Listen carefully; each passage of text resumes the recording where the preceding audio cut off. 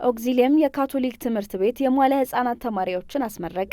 በኢትዮጵያ ካቶሊካዊት ቤተክርስቲያን በአዲስ አበባ የሳሌዚያን ገዳም የኦግዚሊየም የካቶሊክ ትምህርት ቤት የሟለ ህጻናት ተማሪዎች ሰኔ 21 2017 ዓ.ም አስመርቋል። በምረቃው ዕለት የኦግዚሊየም ተመራቂ ተማሪዎች ፕሮግራሙን በመዝሙር የጀመሩ ሲሆን የትምህርት ቤቱ ርዕሰ መምህር አቶ ዘነበ አበበ ይህ ቀን ብዙ ተለፍቶበታል፣ ህጻናት ትልቅ ስፍራ ሊሰጣቸው ይገባል፣ ጌታችን መድኃኒታችን ኢየሱስ ክርስቶስም ህጻናትን አትከልክሏቸው ባለው መሰረት ህጻናትን ልንንከባከባቸውና ለነገ ትልቅ ስኬት ልናበቃቸው ይገባል። ዛሬ ያልሰራነውን ነገ ውጤት ልንጠብቅ አንችልም። ትምህርት ቤቱ ልጆችን እያነጸና እየኮተኮተ ለትልቅ ደረጃ ማብቃት ዓላማው ነው። ህጻናት የተሰጣቸውን ሳይቀንሱ የሚተገብሩ በመሆናቸው ትምህርት ቤቱ በትልቅ ኃላፊነት ትኩረት ሰጥቶበት እየሰራባቸው ይገኛል በማለት ተናግረዋል። በመርሃ ግብሩ ክቡር አባ ጴጥሮስ በርጋ ተማሪዎች፣ ወላጆች፣ መምህራንና የትምህርት ቤት ሰራተኞች ተገኝተዋል። ክቡር አባ ጴጥሮስ በርጋ ለተመራቂ ተማሪዎች የምስክር ወረቀት የሰጡ ሲሆን የዛሬው ቀን ትልቅ ነው። መምህራን ከወላጆች ጎን ቆመው ህጻናትን ለነገ የሚያበቁና ትልቅ ኃላፊነት ላይ